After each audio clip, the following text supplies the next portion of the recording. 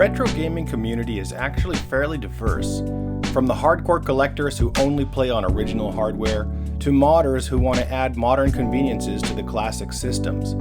There's speedrunners and ROM hackers, and even the homebrew folks who make new original games for old hardware. If I had to put myself somewhere on the D&D grid of retro gamers, I'd put myself far on the progressive side. Half of the fun for me is seeing how new technologies can be applied to retro games. Things like netplay, where I can play classic games with my brother even though there's literally an ocean between us. I own multiple copies of Shadow of the Colossus, but I want to see how it plays on a Steamdeck. And I don't want to get my old computer from 30 years ago out of the closet just so I can play full throttle. With that as our lens, today I have two of the coolest and wildest ways to enjoy your retro games in 2024. Have you ever wondered what 8-bit classics would look like in 3D? Well, wonder no more. This is 3D Sen, an NES emulator that turns your pixels into voxels. But it doesn't just look 3D. You can rotate the screen in any direction and zoom in and out. Want to try Mario Brothers as an FPS? Or how about a top-down view? How about Bubble Bobble upside down? Or Dragon Quest on a flat plane? The number of games that it can run is still fairly small, but what it can do is impressive. It's available on Steam for $9.99 or about 1,400 yen in my case, but you'll have to find the ROM files on your own. It also works on the Steamdeck, but make sure you configure the trackpads to input taps as right and left click, or you'll never get past the menus. I have a feeling that everybody who makes a game room in their house is secretly trying to recreate their childhood bedroom, or the childhood bedroom that they wished that they'd had.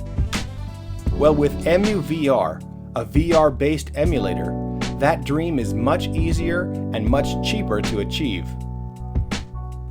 Everything from the bedsheets to the posters on the wall are customizable, as is the library of games that you can play.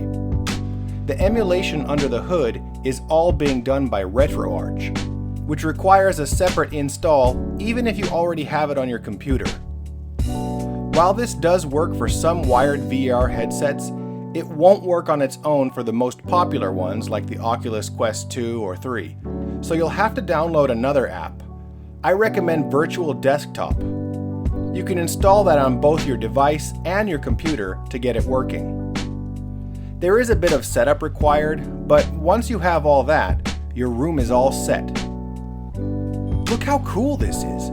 I have tons of CRT displays all over the room with every system you could ever want. You can grab any system you want and hook it up to any TV you want. You can even have multiple systems running at once on different TVs. But here is the really cool part. You can actually play these games. You can toggle in and out of play mode if you want to change systems out or change the games.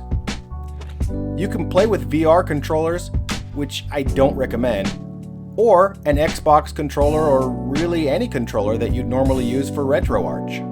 Now I know what a lot of you are probably thinking. Isn't this kind of gilding the lily?